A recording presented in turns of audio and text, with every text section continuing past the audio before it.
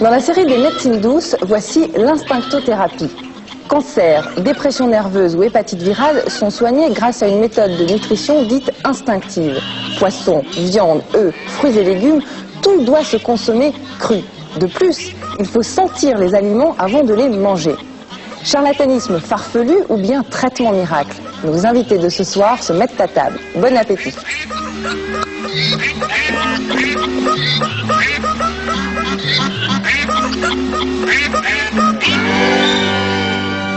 Voilà, Patrick, je vais vous présenter nos invités qui sont autour de vous. À votre droite, il y a le docteur Bourri, vous êtes stomato. N'oubliez pas l'esquimau, vous êtes stomato. Et vous êtes pour l'instinctothérapie. Je suis tout à fait favorable à l'instinctothérapie. Nous y reviendrons d'ici quelques secondes. Que j'appelle instincto-nutrition. Nous y reviendrons également d'ici quelques secondes. À votre droite, il y a Madame Burger. Vous êtes donc la femme de Guy-Claude Burger qui a défrayé la chronique depuis quelques petites années un petit peu ailleurs, quelques mois en France et beaucoup plus sérieusement quelques semaines. Donc vous travaillez tous les deux ensemble. Monsieur Burger, on dit Burger ou Burger ou Burger, comme vous voulez. Burger, je trouve que ça va bien pour l'instinctothérapie, la viande, tout ça, je trouve que ça va bien. Est-ce que... je sais que vous faites l'objet donc d'une inculpation. Effectivement. Pour exercice illégal de la médecine. Oui. Donc ce soir, vous êtes là et nous n'allons pas pouvoir, vous et nous, parler d'instinctothérapie. Non, absolument pas. Sinon, je suis obligé de quitter la salle. Donc il faut bien qu'on mette ça comme règle du jeu. Oui. Si ce mot est articulé, je dois quitter la réunion. Donc on peut parler de tout, mais en disant autre chose. Oui, mais même pas de... On pourra parler de cuisine, on pourra parler de... Oui, bon, enfin, on va pas se raconter notre vie d'alimentation privée, culinaire, on pourra parler de tout ce que vous voulez, de justice, de madame, sexualité, tout ce que vous voulez, mais pas d'instinctothérapie. De comment vous dites? De sexualité aussi, tout ce que vous voulez, mais pas... Je sais que je vous aimais bien ce sujet en général, mais pas d'instinctothérapie. Hein, bon. Ouais.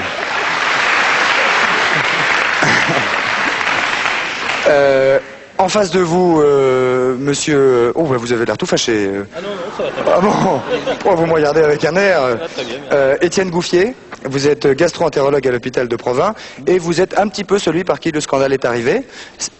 Un de ceux. Oui. Un de ceux par qui le scandale est arrivé, c'est-à-dire que depuis quelques années, les médecins de l'hôpital de Provins ont reçu un certain nombre de patients qu'ils ont considérés être dans un état extrêmement précaire. Qui venaient de chez M. Burger. Qui venaient de chez M. Burger. Et nous avons fini par alerter les autorités responsables du département, c'est-à-dire l'administration de la santé départementale, ce qu'on appelle communément la DAS. Très bien, on va revenir là-dessus. Tout à l'heure, à votre gauche, enfin à votre droite, il y a le docteur Fenot, vous êtes généraliste à Gouet. Tout à fait. C'est bien cela. Et vous traitez des patients, c'est-à-dire que vous êtes un petit peu le médecin de famille des gens qui habitent comment dit-on, le centre de M. Burger. Voilà. Je dois dire, moi je me présente comme un sceptique. Je n'ai pas d'a priori, je connais Guy-Claude Burger depuis 6 ans maintenant. J'ai donc soigné à la demande des malades qui se trouvent au centre d'instinctothérapie de Montramé, à 3 km de chez moi, les gens qui avaient besoin de soins. Pendant 6 ans, j'ai pu faire un certain nombre d'observations et je pense que nous allons pouvoir développer. Après, peut-être qu'on nous explique un petit peu la méthode, parce que je vais pas pouvoir intervenir tout de suite sans qu'on nous fasse un rappel. J'en profite pour vous couper. On va revenir sur ce que c'est que l'instincto-nutrition, comme vous dites, monsieur, et on va essayer d'expliquer un petit peu aux téléspectateurs ce que c'est. À ma gauche, Michel Alquier, vous avez 28 ans, vous êtes myopathe, et vous êtes convaincu de l'efficacité de l'instincto-nutrition. Puisque vous êtes allé chez M. Burger et que vous avez eu le sentiment de vous régénérer complètement grâce à cette méthode. C'est bien ça? Oui, c'est ça. Ça veut dire que vous êtes quelqu'un qui avait une maladie très grave et qui dit très clairement que cette méthode est une méthode très très efficace. Oui, pour mon corps, oui. Alors, vous êtes médecin, quand un malade vous dit lui-même que cette méthode est efficace? Alors, d'abord, je vais vous dire que j'en suis très heureux pour lui. Bon, ce qui est la première des choses. La deuxième, c'est que toute méthode thérapeutique doit être évaluée, et doit être évaluée sérieusement, et non pas sur des affirmations ponctuelles.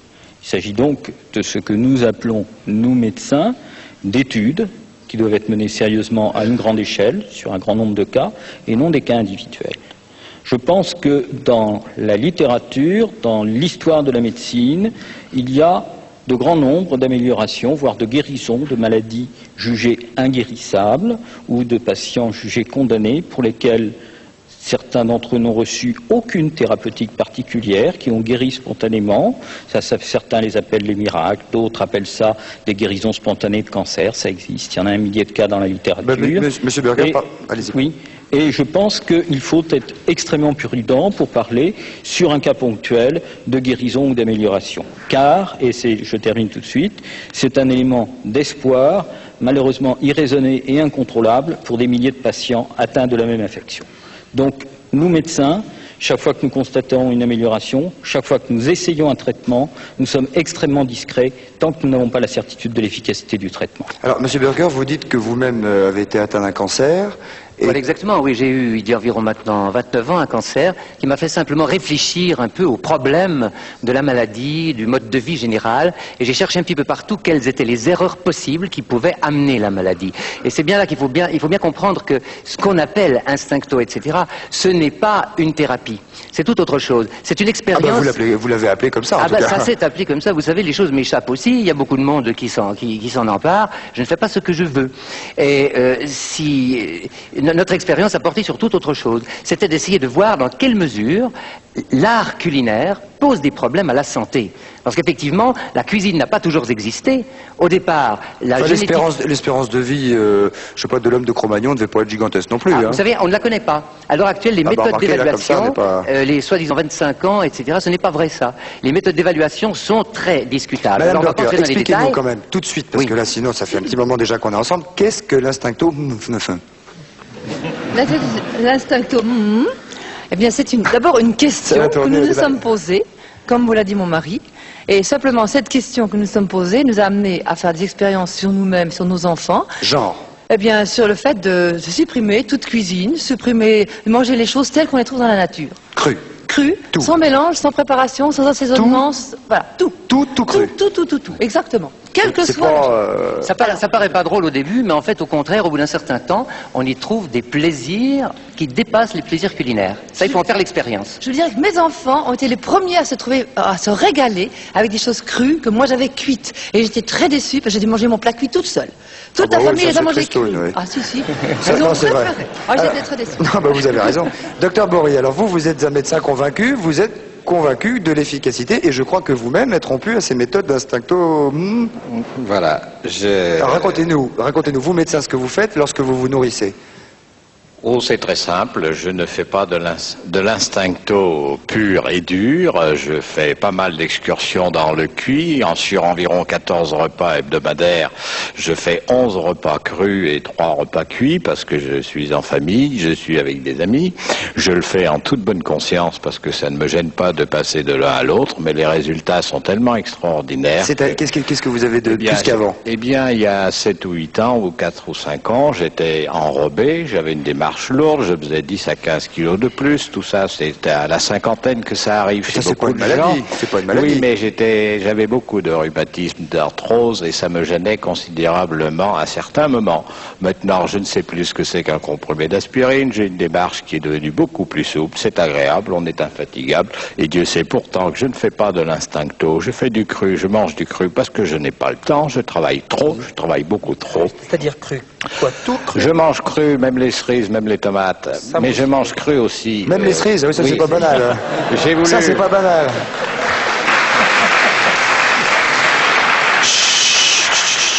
Parce qu'en général, lorsque j'ai dit je mange cru, on me répond « Ah oui, et vous mangez la viande crue aussi ?» Alors j'avais prévu le coup et je dis même les cerises et même les tomates pour pouvoir dire après que même les huîtres, on les mange crues. Alors c'est une question d'habitude, ça va à l'encontre de tellement de tabous que ça choque beaucoup de personnes. Foie de veau, je suis désolé, mais j'aime mieux le mouton, j'aime mieux le gigot d'agneau cru. C'est extraordinaire. J'étais réticent au départ. Quelles sont les vertus? Pourquoi c'est bien de le manger cru? Alors, que ce soit bien ou mal, pour moi, ça m'est complètement égal. Ce qui compte, c'est le résultat. Ça fait 3 ans et demi que j'y suis. Bon, j'ai pas mal de mes clients vous appelez ça de l'instincto quand même. Vous savez pourquoi? Ah oui, je le sais pourquoi. Parce que j'ai lu le bouquin La guerre du cru de Burger. Je suis allé à un de ces séminaires d'introduction à l'instincto il y a 3 ans et demi. Ça m'a demandé... Ça m'a demandé 2 ou 3 semaines de réflexion et au bout de ces 2 ou 3 semaines donc vous faites de l'instincto, ne soyons pas hypocrites. Ah mais je ne suis pas du tout hypocrite, je fais de l'instincto, mais par rapport au maître, je la fais mal, alors je suis un peu culpabilisé. Alors, il y a 2 médecins en face de moi, il y a un médecin qui dit maître de Monsieur Burger. Je voudrais juste avoir votre réaction à ce propos-là. Non, écoutez, on n'est pas là peut-être pour décrire nos goûts en matière d'alimentation. Moi, sauf que monsieur est médecin et qu'il fait de l'instincto. Certes, moi je suis un amateur de tagine mouton et je me porte bien. Je me porte très bien. Nous ne sommes pas là pour donner notre bulletin de santé. Non, sauf que l'instincto, c'est ça. Pour savoir si le fait de manger cru peut guérir les maladies. Parce que c'est en fait sur ce problème, moi, que je souhaite Monsieur Burger a déclaré l'instincto guérit toutes les maladies. Voilà. Non, je n'ai jamais déclaré ça de cette façon. D'où sortez-vous ce texte? Un journal. Ah bon, alors les journalistes commencent à savoir ce que c'est, là. Ils cherchent à vendre du scandale, n'importe quoi, mais non, ce que je dis, c'est tout autre chose. Pas tous. C'est tout autre chose. Non, c'est sérieux. Alors regardez tout ce qui est sorti dans la presse à mon sujet. Enfin, vous avez dit quand même que vous pouviez soigner l'obésité, le cancer, le sida, etc. Ah non, c'est pas tout à fait ça que je dis. Je dis plutôt que la cuisine amène des problèmes à l'organisme qui disparaissent quand on mange sans dénaturer l'alimentation par l'art culinaire. Vous dites, quand on ne mange que le cru dont on a envie, on devient invulnérable. Ça, c'est de nouveau vu dans un journal, c'est pas moi qui l'ai dit. Ah bon, je ne dis jamais ça, non, il faut, non. C'est vrai. Regardez dans mon bouquin exactement ce que je dis, là, c'est tout à fait clair. Est-ce que vous avez dit le chimpanzé est notre frère, nous devons vivre comme lui? Ah, jamais, non, ça c'est de nouveau des histoires de journalistes, hein. Non. Alors, regardez dans mon bouquin, la guerre du cru, c'est clair là-dedans. Je dis exactement le fond du problème, c'est ça. C'est que la génétique humaine remonte à des temps très anciens.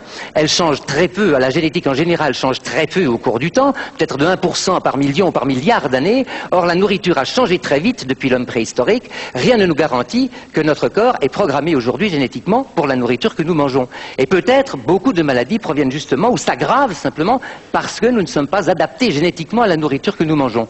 Madame Burger, alors, oui, allez-y, pardon, vous voulez dire quelque chose? Je voulais simplement dire quand même, j'ai lu votre livre que vous m'avez aimablement donné.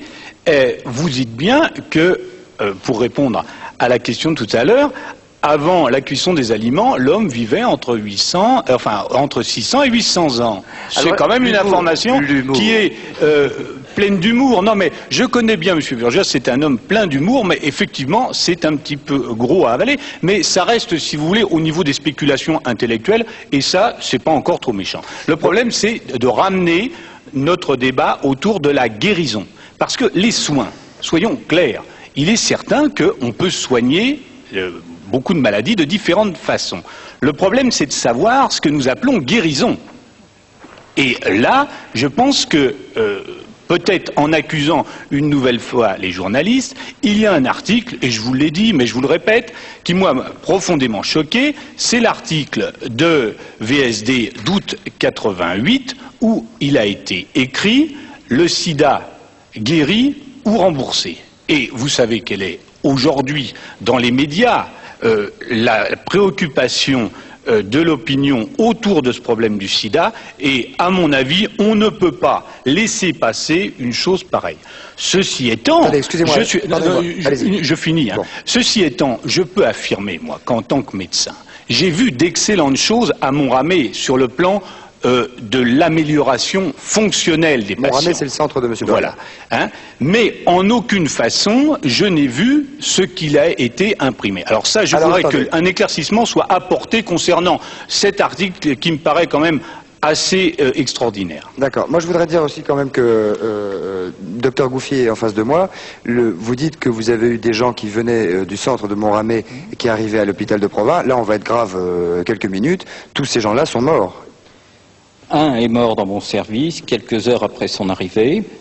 Les autres ne sont pas morts dans mon service car la réputation du centre de Monramé est telle que les patients viennent de toute la France, voire de certains pays limitrophes dans la Belgique par exemple, et que pour des raisons humanitaires, ils ont été rapatriés in extremis près de leur domicile ou dans l'hôpital le plus proche. Soyons clairs, cela signifie-t-il que les malades qui passent dans le centre de Monramé sont en danger ?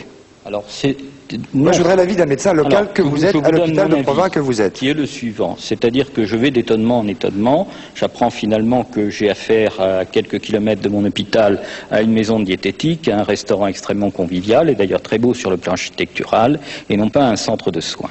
Alors il faut le dire aux gens. Il faut le dire aux gens, ce n'est pas un centre de soins. Quand vous avez une maladie cancéreuse au dernier degré, n'allez pas à Montramy. Mais c'est moi qui le dis, mais M. Burchard ne l'a jamais dit.